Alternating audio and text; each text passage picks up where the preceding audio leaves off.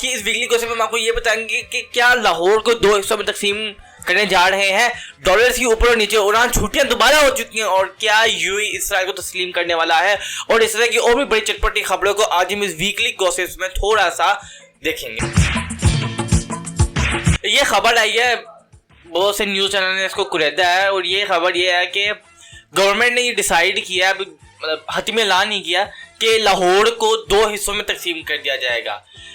यार देखो, लाहौर जो है वो पाकिस्तान का आफ्टर कराची सबसे बड़ा शहर है, और लेकिन इस शहर की एक ये बात है कि ये इसका जितना रकबा है ना, उसके हिसाब से इसके बाद ये बेइंतहा है। हमारे वालिद में से यही कहते हैं कि कराची लाहौर को 4 दफा मल्टीप्लाई करो तब के जाके कराची बनता है, लेकिन अब कराची की आबादी देखिए 17 मिलियन कराची की आबादी है, 14 मिलियन इस शहर की आबादी है, 13 मिलियन है, सॉरी 13 मिलियन पॉपुलेशन है इस शहर की।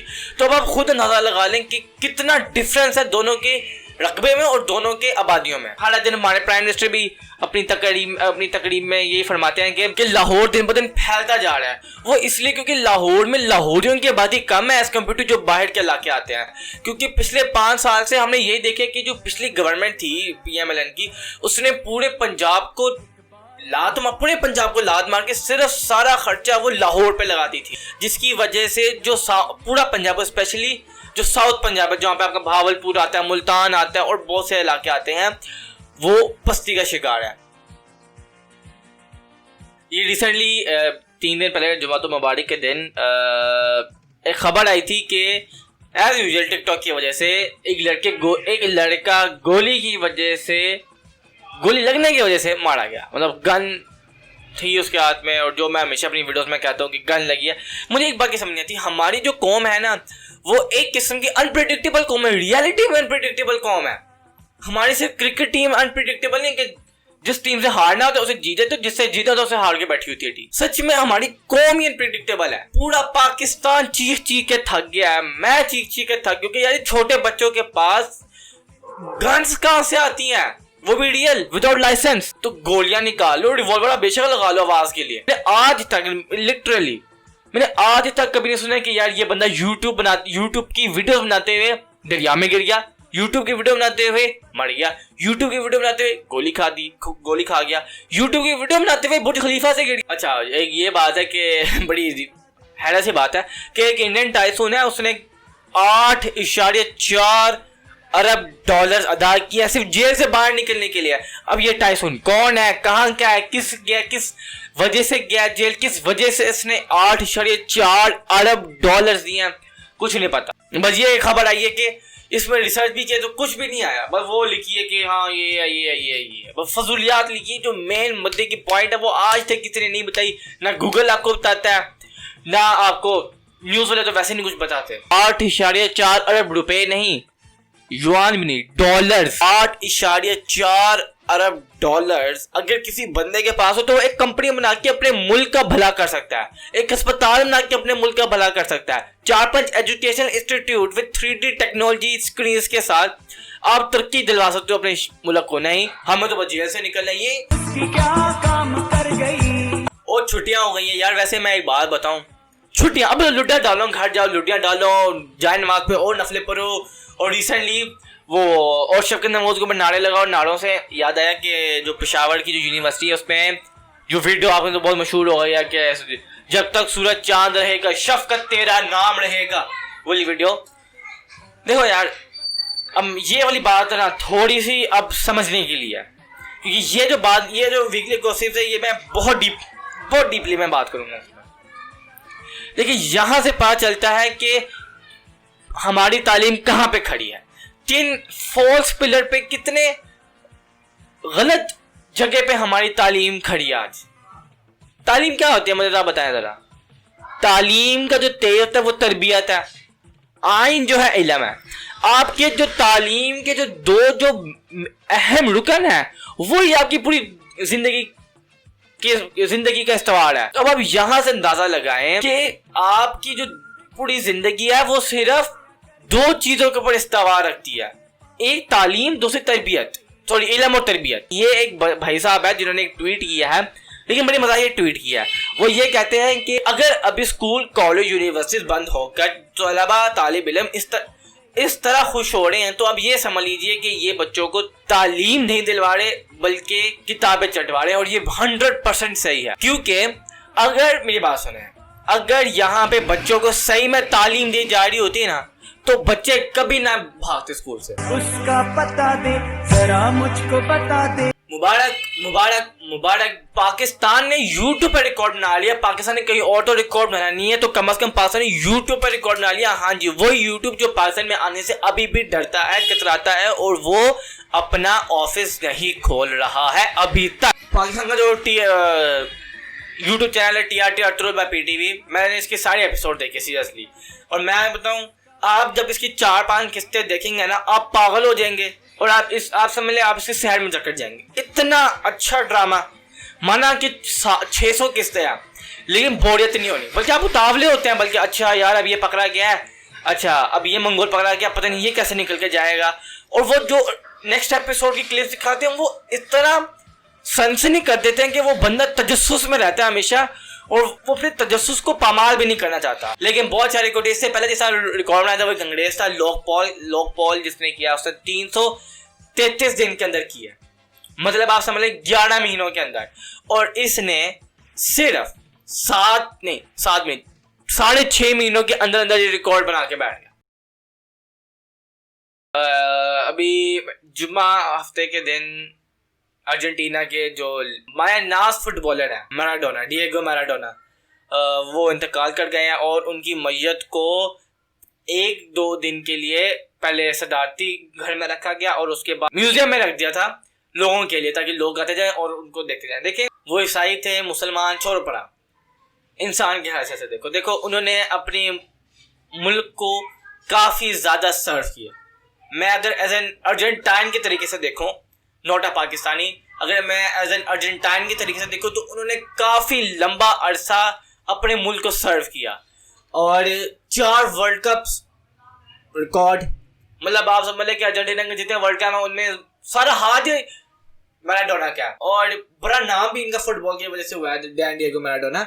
है एक प्यार होता है, एक मोहब्बत होती है हर बंदे की, जब भी कोई सुपरस्टार या एक ऐसा बंदा जो बहुत फेमस हो, वो जब ऐसे फौत हो जाता है। पहले उनका कहा था कि उनकी ब्रेन सर्जरी हुई, और वैसे एक बात बताऊं, दुनिया की सबसे खतरनाक सर्जरी ब्रेन सर्जरी होती है। हार्ट सर्जरी के बाद, हार्ट सर्जरी और आपकी जो ब्रेन सर्जरी, 2 सर्जरीज जो हैं ये दुनिया की खतरनाक तरीन सर्जरीज हैं। इसमें अगर इतनी हल्की फुल्की इची उची लगे तो बंदा मर भी सकता है, क्योंकि आपका ये जो ब्रेन है इससे आपकी सारी नसें आपके पूरे जिस्म तक जाती हैं। अल्लाह उनके जो घर वाले हैं उनको खुशियाँ दे, उनको सब्र दे। ये अतुल के बाद एक नया ड्रामा आया है यूनिफैमिली। अच्छा, ये जो ड्रामा है ना, ये रिसेंटली मैं बताऊँ हमारी 95% जो जनरेशन है उनको समझ ही नहीं आएगी ये ड्रामा क्या है। मुश्किल ड्रामा ये समझना है, क्योंकि इसमें जंग जनून नहीं है, और इसमें लड़कियां भी नहीं इतनी, बहुत रेयर हो तो एक दो लड़कियां हैं, लेकिन क्योंकि ये सूफीज़म के ऊपर ड्रामा है, शुआरा के ऊपर है। स्टार्टिंग में तो ये बताते हैं कि नालेहान का काजी होता है, लेकिन इसकी जो मैंने पूरा सीजन ट्रेलर देखा उसमें ये रहता है कि नालेहान का काजी होता है, नालेहान को स्टेट बनाते हैं, फिर उसके बाद ये दीन की तरफ आते हैं, सूफी की तरफ आते हैं, शुआरा बनते हैं, और आप समझ लें कि ये पाकिस्तान के बहाउद्दीन ज़िक्रिया मुल्तानी टाइप लोग हैं। अल्लाह हमने कुछ तकरीबन 4-5 हफ्ते 6 हफ्ते पहले एक बात की थी। इंडियन इकोनॉमी जो है वो फर्स्ट टाइम सेशन में आ चुकी है इंडिपेंडेंस के बाद। ये एक काफ़ी आप समझ लें हिंदी में जैसे कहते हैं गंभीर या नाजुक सूरत हाल है, क्योंकि भारत की जो आबादी है वो उसके रकबे के लिहाज से बेइंतहा है। भारत की आबादी 70 से 80 करोड़ होनी चाहिए थी, जो कि 70-80 करोड़ ऊपर है। 1 अरब 35 करोड़ लोग रहते हैं भारत में, जिसमें आप समझ लें 70% जो है आपके या 60% जो आपके लोग हैं वो जो हैं आपके मिडिल क्लास है। मतलब आप समझ लें मिडिल क्लास तबके के पास अगर आप समझ लें अगर मिडिल क्लास तबका अपने जो एक्सपेंशन है उस पर कट ऑफ कर ले तो इंडिया का तो वैसे ही पट्टा बैठ जाएगा। और लोग तो आज के 15, 20, 25, 30 हज़ार कम कर रहे हैं अपना, और 25, 30 हज़ार को आप 700 मिलियन पे रिजर्व लिख कराए तो 2 अरब 11 करोड़ रुपए ये बनते हैं।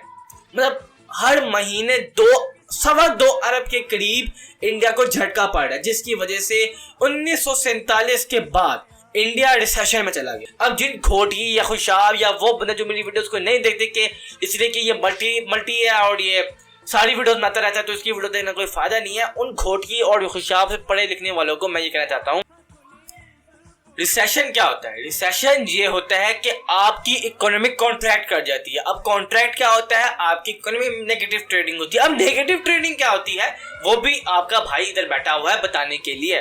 नेगेटिव ट्रेडिंग क्या होती है कि आपके मुल्क में जो सरमायाकार है वो आते नहीं है, लिहाजा आपके मुल्क में डॉलर की किल्लत पड़ जाती है।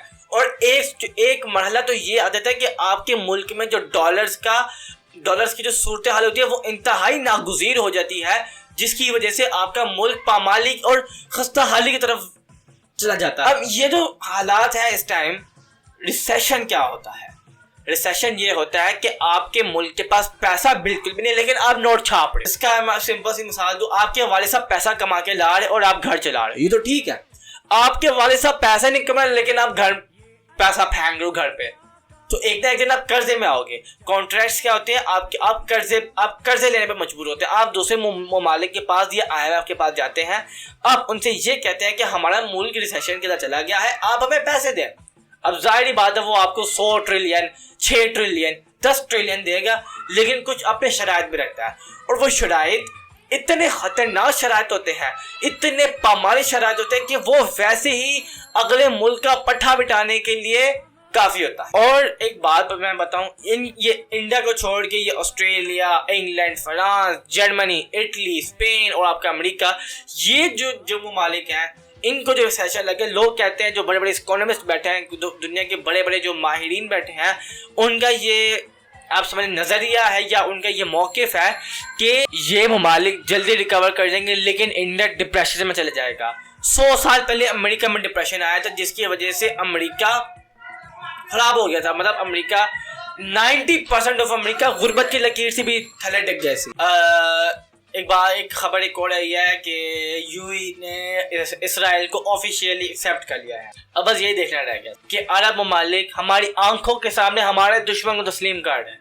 गद्दारी, और आप ये गद्दारी आप इसे कह सकते हैं कि ये सोची समझी गद्दारी है, क्योंकि हमारे नबी पाक सल्लल्लाहु अलैहि वसल्लम ने ये अपनी हदीस में कहा था, आपने फरमाया कि वक्त नरबों की तबाही। और अब आप देख लिया अरब तबाह है, तेल पे अब कोई नसार नहीं कर रहा, लोग इलेक्ट्रिक कार्स बना रहे हैं। अब ये इसकी वीडियो मैं बाद में कभी बनाऊंगा क्योंकि वीडियो काफी लंबी हो गई है। ये काफी अलार्मिंग सिचुएशन है पाकिस्तान के लिए, क्योंकि इसराइल और इंडिया पाकिस्तान के खुले दुश्मन है। इसराइल चाहता है कि वो पाकिस्तान के दोस्तों को इस्तेमाल करके पाकिस्तान के खिलाफ इस्तेमाल करे। अब उसका पता दे। एक बात जो मैं करना चाहता हूँ, जो मेन बात है वो ये है कि कोरोना वायरस से किस बहुत बढ़ना शुरू हो गए। अब 3000 को भी हम क्रॉस कर चुके हैं अल्हम्दुलिल्लाह। हमारा जो गोल है वो लग रहा है 30,000 का है। डॉक्टर जफर मिर्जा का मैं एक बयान सुन रहा था, उन्होंने कहा था कि अगर हम इसी तरह करते रहे तो हम जून का रिकॉर्ड तोड़ देंगे। जून में 6000 केसेस आए थे। और देखो यार, मैं भीख मांगता हूँ आपसे, हाथ जोड़ के कहता हूँ अपनी पूरी पाकिस्तानी कौम से, ये देख लो यार, देखो हमें पता है कि आप Adidas, Nike, pant, shirt, coat, trouser, पजामे, चड्डियाँ, बूट सब कुछ लेते हो, मास्क क्यों नहीं पहन? औरतों से कह रहा है, अरे इस्लाम ने तो आपको पर्दा करने का कहा, तो आप हिजाब पहन लो। औरतों को मास्क पहनने की जरूरत नहीं, वो तो दुपट्टे को ही दुपट्टा है, वो तो वैसे ही इसको कोई यहाँ पे पिन सेफ्टी पे लगा के यहाँ पे तक कर ले। हमने मास्क पहने भी तो यहाँ तक। और भाई तुम क्या यहाँ से सांस लेते हो, मुँछों से सांस लेते हो या नाक से लेते हो, फायदा क्या है? ये मैं आपको कह रहा हूँ, अगर आपने मास्क ना पहना ये केसेस बहुत बढ़ेंगे। इमरान भाई को लॉकडाउन करना पड़ेगा। अगर लॉकडाउन पाकिस्तान ने अगर लगा लिया तो अकल के अंधों आपके साथ तबाह हो जाएगा। तो अगर आपको मेरी ये वीकली गॉसिप, सॉरी टू से, बड़ी लंबी हो गई है, पसंद है तो लाइक शेयर कमेंट कर दीजिएगा। मैं मिलता हूँ आपको अपनी अगली वीडियो के लिए, तब तक के लिए अलविदा।